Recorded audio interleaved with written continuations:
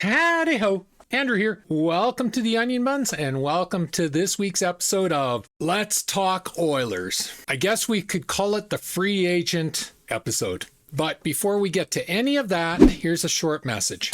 Hey all, just a quick mention here. Please like, subscribe, share, and comment on the videos you like. It helps with the YouTube algorithm, which helps me. Takes 2 seconds. So thanks in advance.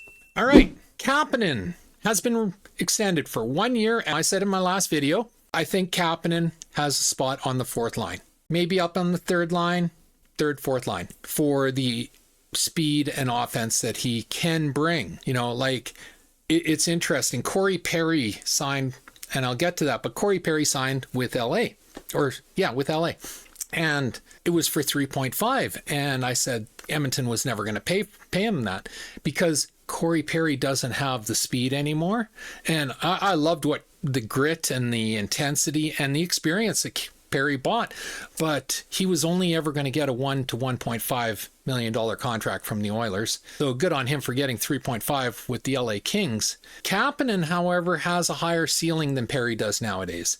Not when Perry was at his prime, obviously, but Perry is almost 41 years old now. So, you know, he's a long way from his prime. I don't think he's going to fare very well in LA because he's slowing down. We saw that in the finals as well.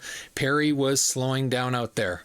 You know, he can't play every night anymore at his top speed. And yeah, so all the power to Corey Perry for getting 3.5, but Oilers were never going to pay that.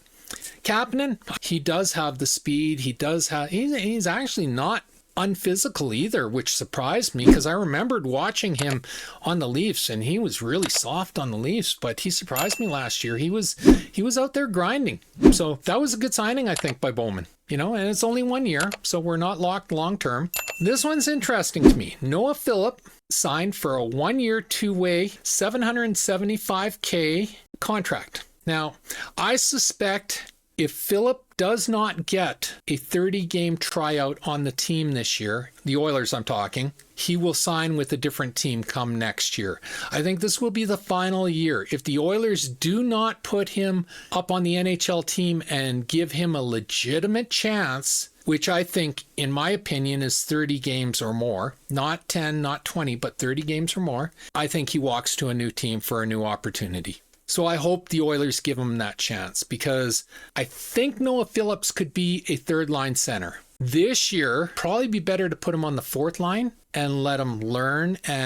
But you got to give him, you can't just send him up and down,